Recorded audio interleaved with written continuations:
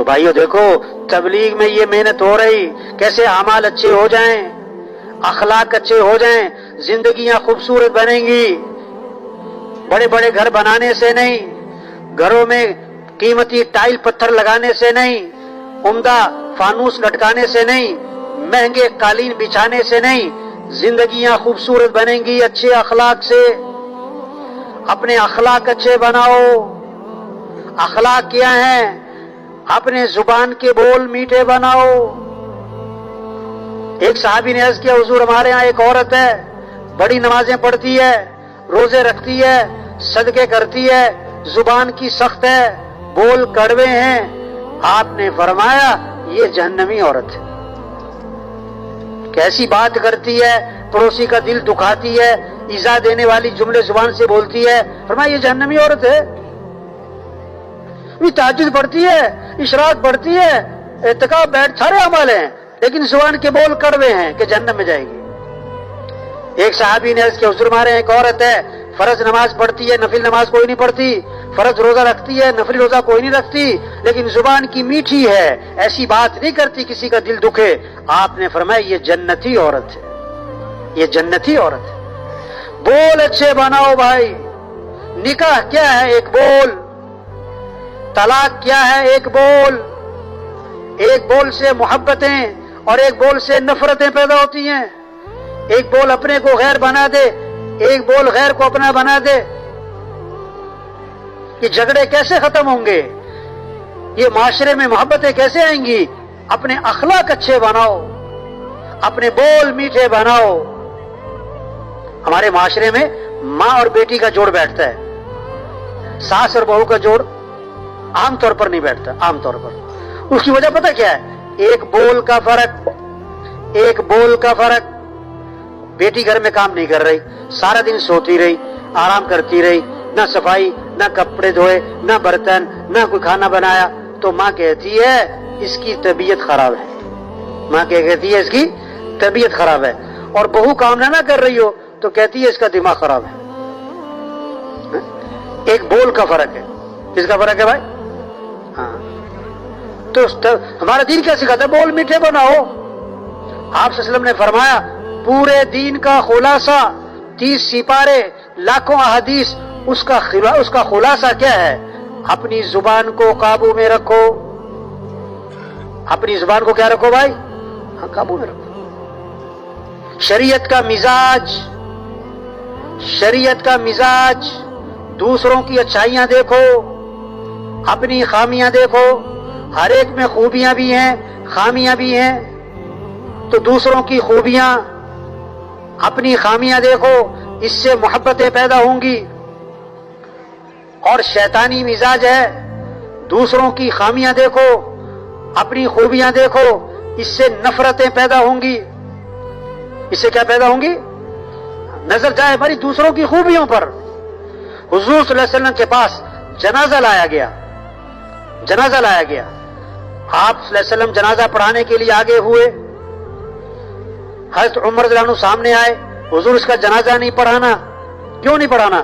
انہ رجل فاسق، یہ بڑا فاسق فاجر آدمی ہے۔ آپ نے صحابہ سے فرمایا تم میں سے کسی نے اس مرنے والے کو کبھی کوئی نیکی کا کام کرتے دیکھا ہے؟ ایک صحابی کھڑے ہو گئے، حضور میں نے دیکھا ان کو ایک دن اللہ کے راستے میں پہرا دے رہے تھے۔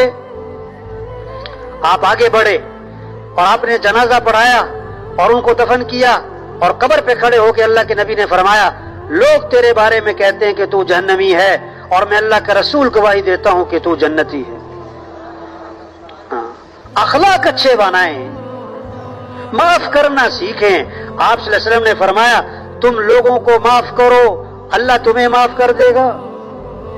بنی اسرائیل کا ایک آدمی اللہ کے دربار میں پیش ہوا، اس کے گناہوں کا رجسٹر بھرا پڑا ہے، گناہ گناہ گناہ گناہ گناہ ہی گناہ، اور نیکیوں کا رجسٹر خالی پڑا ہے۔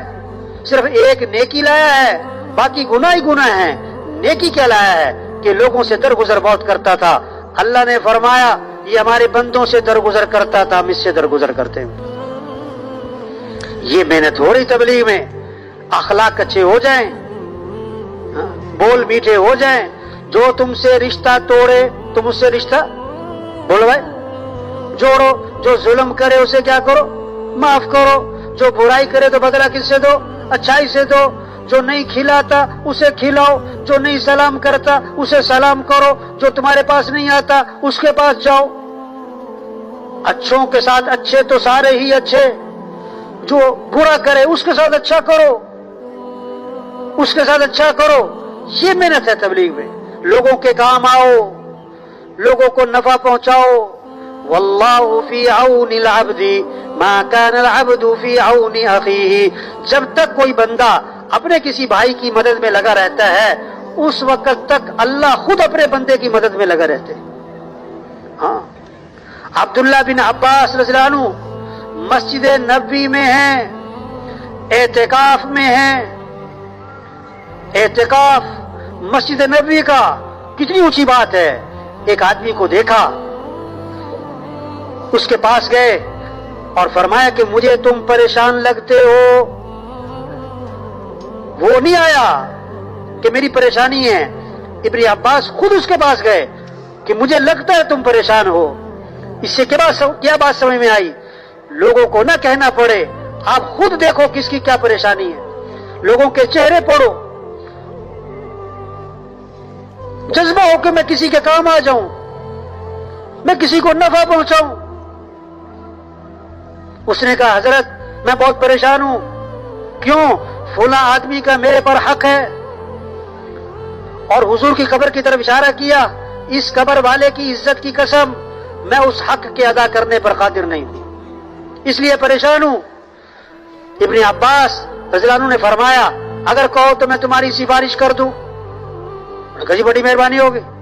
जूता लिया, मस्जिद से बाहर निकले और चल पड़े उसकी सिफारिश के लिए। उसने कहा रास्ते में हजरत आप भूल गए, आप तो एतिकाफ में थे, आप मस्जिद से बाहर निकल आए। हाँ मुझे याद है, मैं एतिकाफ में था फिर भी निकला हूं। क्यों निकला हूं? हुजूर की कब्र की तरफ इशारा किया, मैंने इस कब्र वाले से सुना है और अभी जमाना ज्यादा नहीं गुजरा। और आंखों में आंसू आ गए कि आपने यूं फरमाया जो अपने मुसलमान भाई की हाजत को पूरा करने के लिए चले फिरे कोशिश करे, ये उसके लिए 10 साल के एतिकाफ से अफजल है। हाँ, ये है मेहनत। आज मेहनत हो रही, कपड़े अच्छे हों, मकान अच्छे हों, सड़कें अच्छी हों, गाड़ियां अच्छी हों, बर्तन अच्छे हों, जेवर अच्छा हो। तबलीग में क्या मेहनत है?